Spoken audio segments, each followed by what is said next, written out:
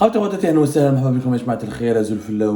tout le monde, j'espère que vous allez bien, j'espère que vous vous portez bien. Salam alaikum wa zulfillaoun.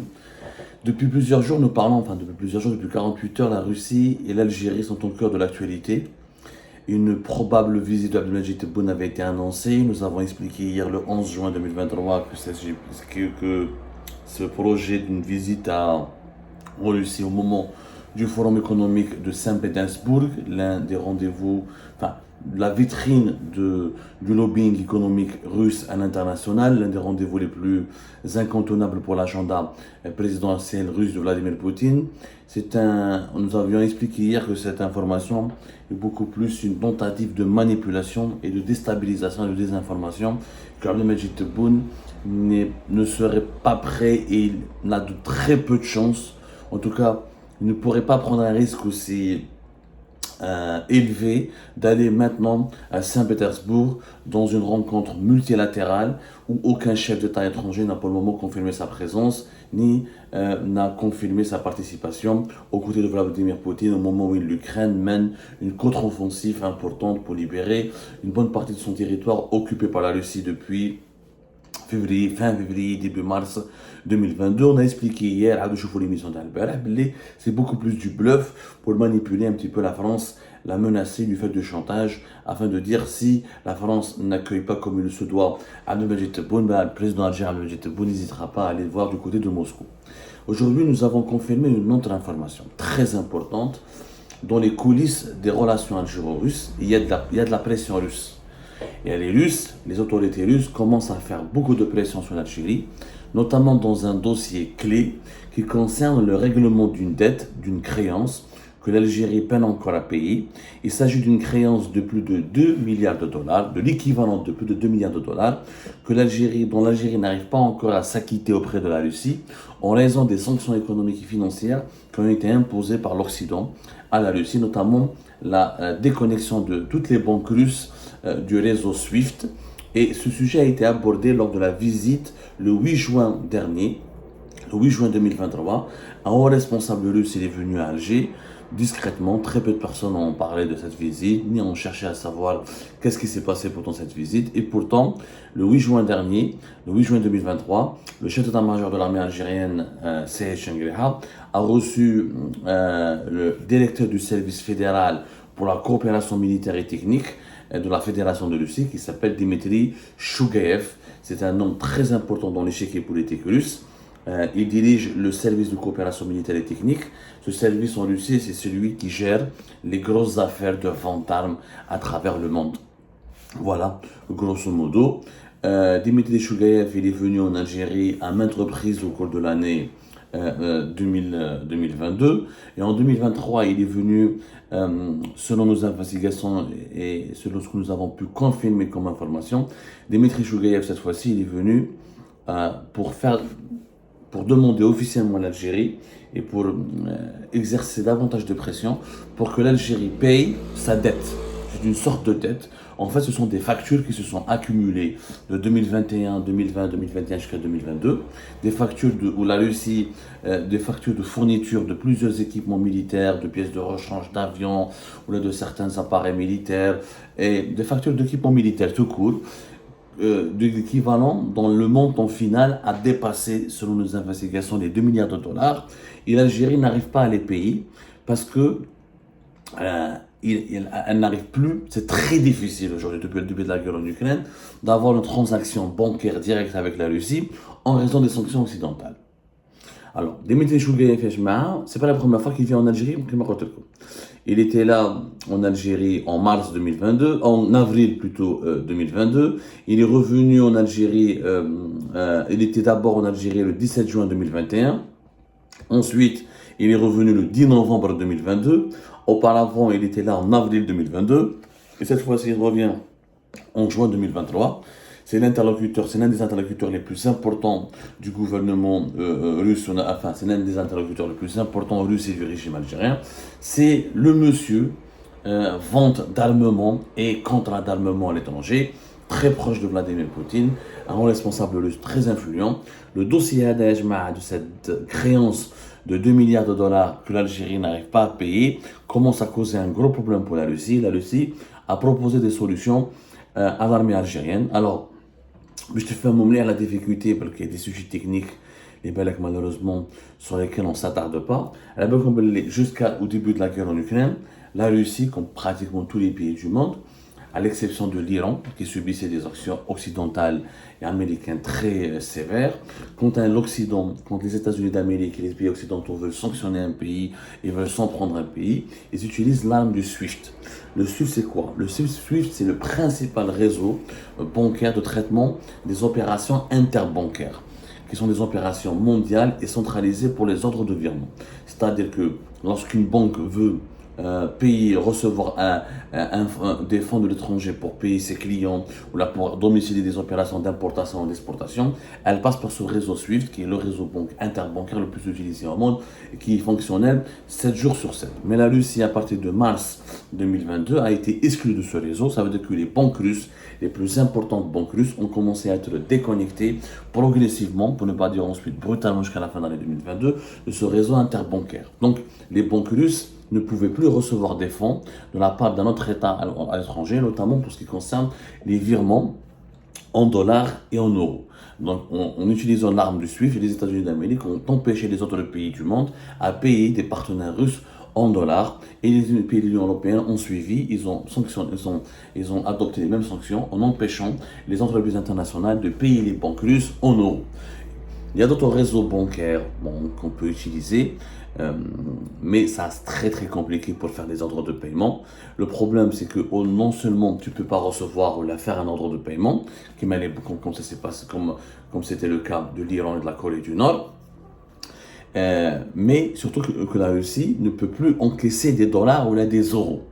Sauf que dans des cas très très exceptionnels, concernant certaines matières premières énergétiques qui met le gaz, ou là concernant certaines matières premières agricoles qui met le blé, etc., où les Occidentaux ont adopté des sanctions, elles n'est pas aussi dures pour permettre de garantir l'accès à l'alimentation pour l'humanité, parce que la Russie est l'un des plus grands producteurs de plusieurs produits agricoles, de matières agricoles incontournables, qui met les céréales, qui met notamment les céréales, et, les engrais.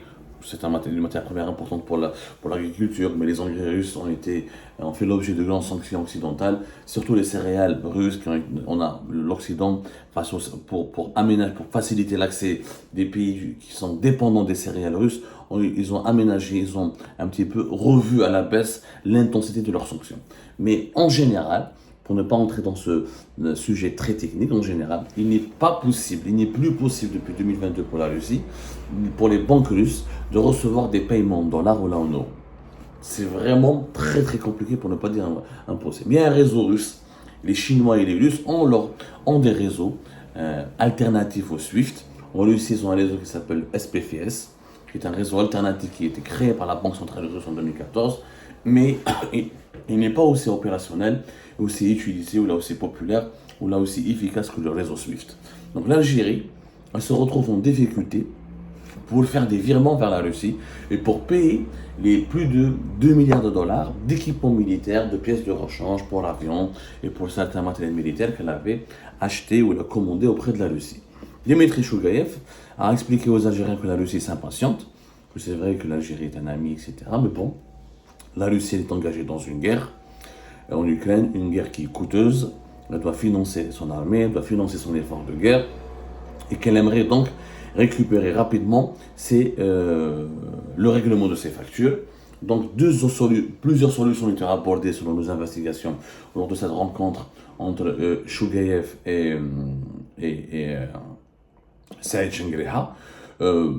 Parmi les solutions proposées d'après notre enquête, un paiement avec la monnaie chinoise ou un paiement en cash. Les Russes ont dit aux Algériens qu'ils accepteraient même un paiement en cash, c'est-à-dire qu'un haut responsable russe vient et récupère des valises de plusieurs 2 milliards de dollars pour les transférer directement, pour les ramener ensuite directement vers la Russie, vers Moscou, ou là un paiement avec une autre monnaie, une autre devise, autre que l'euro et le dollar, ça peut être la monnaie chinoise. Ce sont des propositions qui ont été soumises par la partie russe. La partie algérienne est en train de les étudier et elle doit donc revenir dans les plus brefs délais avec des réponses pour que la Russie puisse prendre ses dispositions. Donc l'Algérie se retrouve aujourd'hui dans une position géopolitique très compliquée. Elle subit des pressions de part et d'autre. Elle subit des pressions de la part des États-Unis d'Amérique, une énorme pression. Nous allons faire des révélations importantes sur les nouveaux coups de pression qui a été exercé, qui a été orchestré par les États-Unis d'Amérique en Algérie, où les États-Unis d'Amérique font tout pour que le régime algérien ne reste pas dans le camp russe, ou là, ne sombre pas dans le giron de Vladimir Poutine, ou là, ne conclue pas ou ne renforce pas son alliance militaire et sécuritaire avec la Russie. Une pression des pays européens, notamment de la France, qui veut empêcher l'Algérie d'être un terrain de déploiement militaire, économique et stratégique de la Russie en Afrique du Nord. L'Algérie est un pays très très proche, notamment la France et les autres pays européens font tout pour empêcher le régime algérien de servir de relais pour appuyer l'expansion des forces russes ou du lobby russe dans les pays de l'Afrique subsaharienne et l'Afrique francophone, par exemple. De l'autre côté, la Russie exerce des pressions sur l'Algérie, parce que la Russie, elle dit que l'Algérie a toujours été mon partenaire, mon allié historique, l'un de mes clients, l'un de mes premiers clients, l'un de mes 5 clients au niveau de l'achat des équipements militaires à travers le monde. Donc, en tant que partenaire, l'Algérie devrait soutenir davantage la Russie et devrait résister encore mieux aux pressions occidentales. Et la Russie ne comprend pas pourquoi le Majid Tebboune ne vient pas à Moscou effectuer sa visite d'État pour conclure un nouveau partenariat historique.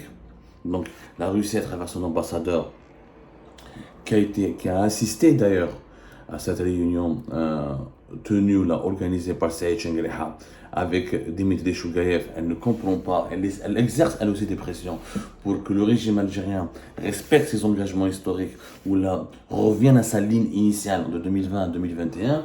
Le système Tebboune a renforcé son alliance avec la Russie, a fait les yeux doux à la Russie. Tebboune voulait aller en Russie rapidement. Chengriha est parti déjà en Russie. Il a promis à la Russie des achats d'armes de plus de 11 milliards de dollars. Ça ne s'est pas effectué en raison de la nouvelle conjoncture mondiale qui a vu le jour après la guerre en Ukraine. Donc, même les Russes mangent fermine. Pourquoi l'Algérie, qui leur a promis, parce que l'Algérie, quand le Maroc a normalisé ses relations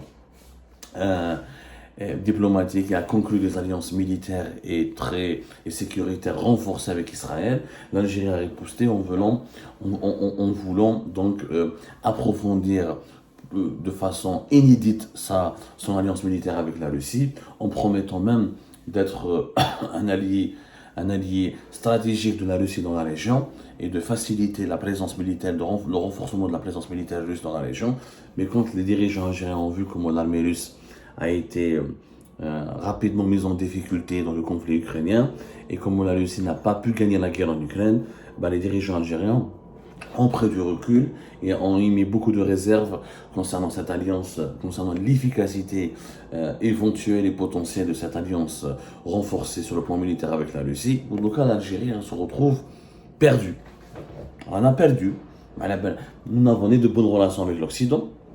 Nous avons de bonnes relations avec la Russie, mais clairement la partie russe commence à être déçue et elle commence à l'exprimer. Et elle commence donc à formuler des revendications comme le paiement de ses créances de plus de 2 milliards de dollars. Donc l'Algérie finalement est perdante sur tous les tableaux. Parce que l'Algérie a oublié ses principes historiques, que la meilleure position quand il y a des conflits internationaux de grande intensité, la meilleure position, la position la plus intelligente est de rester neutre, d'être pragmatique, c'est-à-dire d'avoir des rapports avec tout le monde, d'établir des liens d'amitié avec tout le monde et d'avoir des intérêts avec toutes les parties prenantes d'un conflit. Ce n'est pas le cas puisque malheureusement l'Algérie de 2020-2021 a affiché son ralliement à la Russie et une fois que la Russie commence à être que le risque que la guerre soit perdue par la Russie en Ukraine, le régime algérien a reculé, il a pris ses distances avec la Russie, il a voulu se réconcilier avec l'Occident. L'Occident, comme la Russie, ont compris que l'Algérie n'était pas un partenaire fiable, ni un partenaire digne de confiance, et de ce coup-là, et dans ces conditions-là, l'Algérie est en train de perdre, et dans l'incapacité de tisser des bonnes relations, ni avec l'Occident, ni avec la Russie. C'est une situation très compliquée, très très dangereuse, qui est porteuse d'instabilité pour l'Algérie. On risque C'est l'immaturité, les dirigeants actuels. Le système Tebboune, il est immature. Il n'a pas su comment s'imposer sur la scène géopolitique mondiale. Il n'a pas su comment perpétuer le dogme diplomatique de l'Algérie et l'élégance diplomatique de l'Algérie. L'Algérie a toujours été respectée pour sa neutralité, parce qu'elle parle à tout le monde, parce qu'elle a des intérêts avec tout le monde, pour son pragmatisme et pour sa capacité à faire la médiation entre plusieurs parties prenantes d'un conflit. Mais là, l'Algérie, malheureusement, de 2020-2021, a opéré un virage russe trop radicale, elle s'est éloignée de l'Occident. Ensuite, elle est revenue sur ses positions pour se rapprocher de l'Occident. C'est tout simplement infantile, c'est immature et c'est surtout instable. Et ça, on risque de le payer cash.